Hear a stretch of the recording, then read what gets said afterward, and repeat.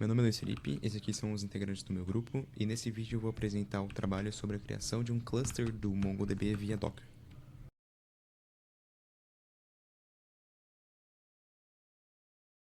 Então vamos começar agora a fazer o cluster, né, do tipo replica set. Primeiro você vai pegar, vamos criar aqui vamos jogar esse código aqui.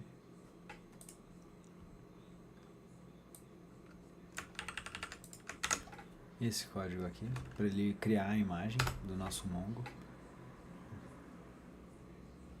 E assim que ele fizer tudo o download, a gente continua.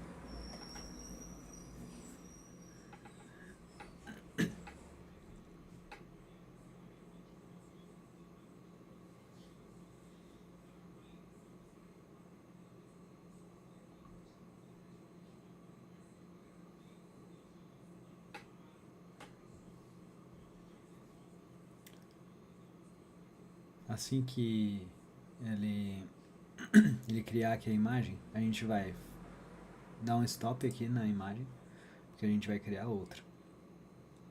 Então espera criar.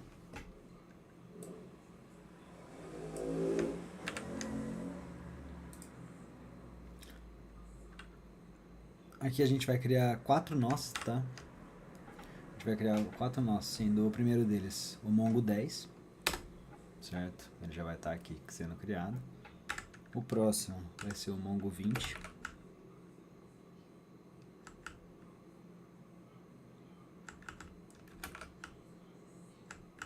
A gente vai mudar as portas, o nome e o localhost, para ele não dar conflito. Então criamos o 20. Vou criar o 30.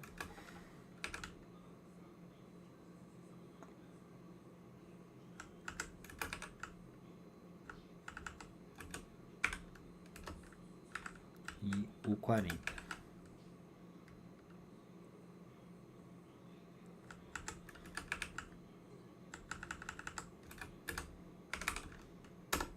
Então as 4 portas, os 4 nós na realidade já estão criados, tá?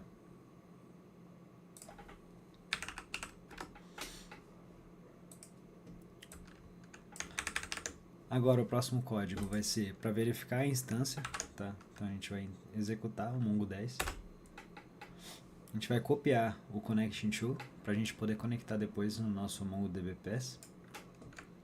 Então a gente vai guardar esse Connection To.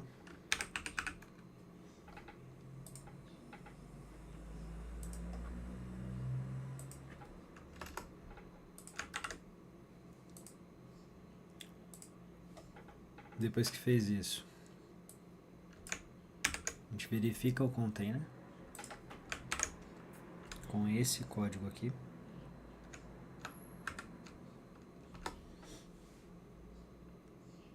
A gente vai ver aqui, né? E após ter feito isso, a gente vai executar, né, as 4 instâncias. Então, é esse comandinho aqui, tá? Deu esse OK, quer dizer que já está tudo funcionando. E aí você exita, né? Dá um /exit para sair do teste. Exit. E conecta ao Mongo. Como que a gente vai conectar ao Mongo? Então, CLS. E agora a gente vai fazer um teste de verificação, tá? Com o docker exec. Então a gente vai executar o comando, o Mongo 10, para ver o status dele. Aqui a gente consegue ver qual que é o primário e qual que é o secundário. Então, por exemplo, o 30 é secundário, o 40 também secundário, o 20 também é secundário e o Mongo 10 é o primário. Então a gente sempre tem que saber quem que é o primário, tá? Normalmente é o 10, mas pode ser que não seja. Agora, assim que você já executou, né, o teste de verificação para ver quem que é o primário, você vai abrir aqui o MongoDB Compass, vai adicionar uma conexão, vai ver aquele Connecting To que você copiou e guardou, né? Você vai colocar ele aqui, certo? E dá um Save Connect. Você vai ver que ele vai estar aberto aqui. Agora aqui para o nosso MongoDB, né, Compass, a gente vai basicamente criar um banco de dados, bem simples aqui, e derrubar o nosso Mongo 10, né, que vai ser o primário, e a gente vai ver se, como o replica set, ele tem o intuito de, se o primário ser derrubado, alguém assumir o lugar dele. Então, a gente vai dar os seguintes comandos, tá? Use incorpore system, switch, então vai dar isso aqui. Aí depois a gente vai criar um banco de dados. Aqui. Bem simples. Certo? Agora a gente vai dar um find só para verificar se ele realmente criou. Então a gente vai ver aqui, ó, que ele realmente criou todos eles. Certo? Então agora aqui, né, como a gente já viu, né, que criou o banco de dados, a gente vai vir aqui no Docker e vai dar um Docker stop Mongo 10. A gente vai simplesmente parar o Mongo 10 para ver se alguém assume o lugar dele. Então, agora que a gente já parou, né, o Mongo 10, a gente vai vir aqui e ver o Mongo 20, né, o status do Mongo 20. A gente vai ver aqui, ó, que o Mongo 40 é o secundário, o Mongo 30 é o secundário e o Mongo 20 passou a ser o primário, já que o Mongo 10, né, não está mais usando, né, o Mongo 10. Após isso, agora a gente vai tentar usando, né, aqui, a gente vai voltar aqui para o MongoDB-Pass e vai tentar dar o seguinte comando, né, para inserir a Teresa Maria aqui. Ele vai procurar e ele vai ver que ele não tem, né? Ele tenta encontrar o Mongo 10, né? 2717, na porta 2717, que era o Mongo 10, e ele não está rodando. Então, a gente vai ter que abrir uma outra conexão. Então, e como deu erro aqui, né, na Teresa Maria, a gente vai ter que conectar no Mongo 20, né? Então, eu venho aqui em adicionar, novo, lembra aquele mesmo comando do to-do, né? Do toConnection, na verdade. A gente vai vir aqui, como a porta do Mongo 20 era 18, a gente vem e coloca 18 aqui e dá um Save Connect. A gente vai ver que tem aqui outro, né? Vamos abrir o Mongosh. E agora sim a gente vai tentar, primeiramente, né? Assim que a gente abrir aqui, a gente vai dar um Use Incorpore System. Assim, foi trocado, certo? E a gente vai tentar encontrar aqui. Ó, a gente encontrou o primeiro lá, né? Ana Maria, certo? Mesmo com outro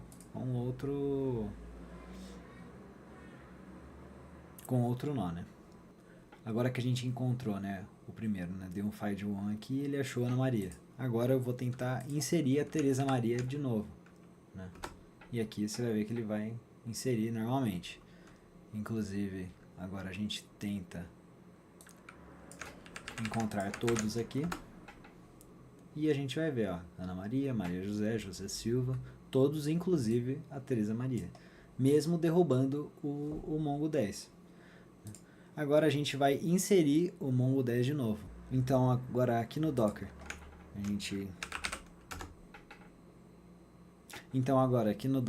a gente vai tentar inserir o Mongo 10 de novo, né? Que foi o que a gente derrubou naquela hora.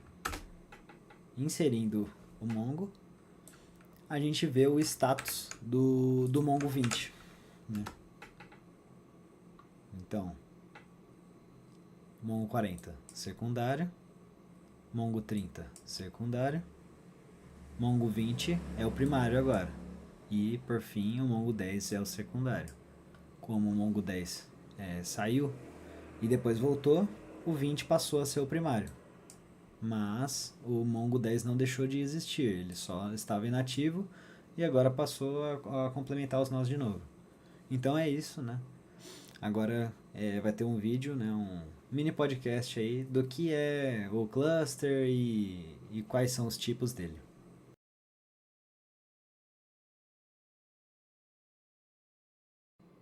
Agora eu vou falar um pouco mais sobre cluster no Mongo, certo? No MongoDB, o cluster nada mais é do que um conjunto de servidores que trabalham em conjunto para armazenar e gerenciar dados, tá? Esses servidores são chamados de nós e cada um tem um papel específico dentro do sistema.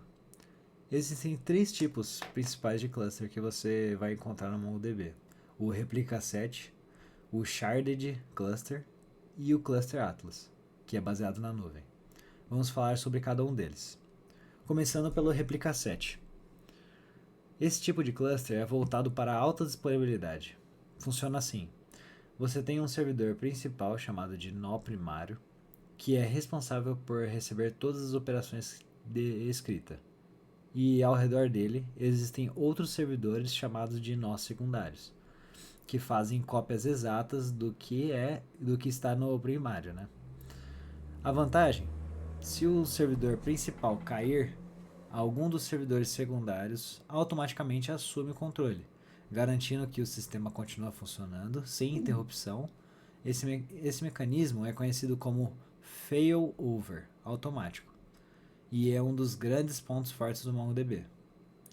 Agora vamos falar sobre sharded cluster, ou cluster fragmentado. Esse modelo é usado quando você está lidando com grandes volumes de dados e precisa distribuir a carga para vários servidores. Em vez de colocar todos os dados em um único servidor, o MongoDB divide os dados em partes menores, né, chamadas de shards, e distribui essas partes em diferentes servidores. Esse tipo de cluster traz duas grandes vantagens: desempenho e escalabilidade horizontal. Isso significa que você pode adicionar mais servidores à medida que seus dados crescerem, né, mantendo o sistema rápido e eficiente. E por fim, temos o Cluster Atlas, que é a forma mais moderna e prática de trabalhar com o MongoDB. O Atlas é a plataforma oficial de nuvem do MongoDB. Com ela, você pode criar clusters completos com poucos cliques, escolhendo o provedor de nuvem que quiser, como a AWS, Azure ou até o Google Cloud, né? E ainda pode definir configurações como tipo de máquina, região e segurança. Esse tipo de cluster é ideal para quem quer escalar com facilidade, sem se preocupar com a infraestrutura, né? O Atlas ainda pode oferecer backups automáticos, atualizações gerenciadas e métricas de desempenho em tempo real. Primeiro é importante destacar que o objetivo principal do vídeo é ensinar como simular um ambiente de cluster na sua própria máquina, com o uso do Docker. E entre as opções possíveis, o Replica 7 é a forma mais acessível e prática de se trabalhar com clusters MongoDB em um ambiente local. Não precisa de grandes recursos de hardware nem de configurações muito avançadas. Ou seja, é ideal para quem está estudando, testando ou até mesmo desenvolvendo um ambiente de produção pequeno. Nesse tipo de cluster você tem um nó primário, responsável por todas as operações de escrita, e um ou mais secundários que apenas replicam os dados e podem ser utilizados para leitura ou um backup. O replica set é ideal quando você precisa de redundância de dados e quer garantir que o sistema continua funcionando mesmo que uma máquina falhe. No vídeo, a configuração proposta é justamente essa: 4 containers rodando MongoDB conectados por uma rede Docker e configurados como membros de um replica set com o comando rs-initiate. Além disso, nós ensinamos como fazer essa configuração usando o MongoDB Shell e o MongoDB Compass, para testar o funcionamento e até simular a queda de um nó. E adivinha? O cluster continua funcionando. Isso prova, né, na prática o que a teoria já dizia: replica set é uma estrutura poderosa e confiável.